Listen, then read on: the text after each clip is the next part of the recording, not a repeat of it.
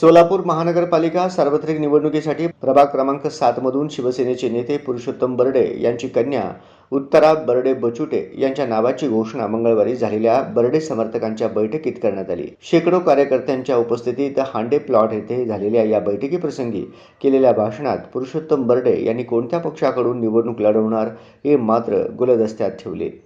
या बैठकीत प्रसंगी प्रारंभी हिंदवी स्वराज्य संस्थापक छत्रपती श्री शिवाजी महाराजांच्या मूर्तीचे पूजन करण्यात आले। या प्रसंगी व्यासपीठावर शिवसेनेचे ज्येष्ठ नेते पुरुषोत्तम बर्डे, उत्तरा बर्डे बचुटे, स्वाती रुपनर, वैशाली सातपुते, अर्चना बर्डे, लव गायकवाड, बबलू चौगुले, रणजित काशीद, दिनकर जगदाळे, सुरेश जगताप, महादेव सलगर, आशुतोष बर्डे उपस्थित होते। पुरुषोत्तम बर्डे म्हणाले, गेल्या 38 वर्षांपासून शिवसेनेच्या विस्तारासाठी, विकासासाठी मी अहोरात्र काम केले आहे। अनेक निवडणुकांमध्ये आपला निसटता पराभव झाला आहे। प्रभाग क्रमांक 7 मधून यंदा मात्र विजय आपलाच आहे। प्रभाग क्रमांक 7 मध्ये विकासाची कामे करण्यासाठी, तरुणांना रोजगार देण्यासाठी तसेच व्यसनमुक्त तरुण घडविण्यासाठी उत्तरा बर्डे बचुटे यांच्या पाठीशी मी ठामपणे उभा आहे, असे आश्वासनही पुरुषोत्तम बर्डे यांनी याप्रसंगी दिले।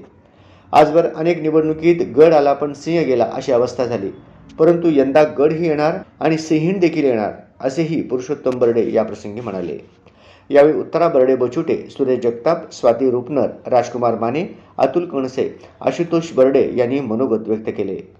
लढायला नाही, या वेळेला या निवडणुकीचा माझा जो निर्धार आहे तो आहे, या वेळेला आम्ही उभा राहिलोय ते फक्त आणि फक्त जिंकण्यासाठी। ही जी निवडणूक आहे हे 65 वर्षाच्या साहेबांसाठी, ज्यांनी 40 वर्ष त्यांची समाजसेवेत घातली आहे, तर ही जी निवडणूक आहे, ही निवडणुकीला आपण उभं राहिलो आहे, ती आहे माझ्यासाठी, साहेबांसाठी। ही निवडणूक आहे साहेबांसाठी आणि ही निवडणूक आहे जिंकण्यासाठी।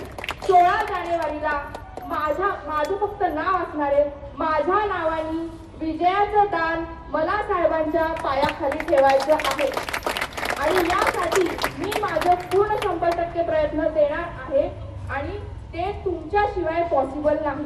त्यामुळं तुमचेही मला तेवढेच प्रयत्न लागणार आहेत आणि तुम्ही ते देणार ह्याची मला खात्री आहे, आतापर्यंत दिले आहेत। तुमचे आशीर्वाद असेच माझ्यासमोर ठेवा, माझ्यावर ठेवा।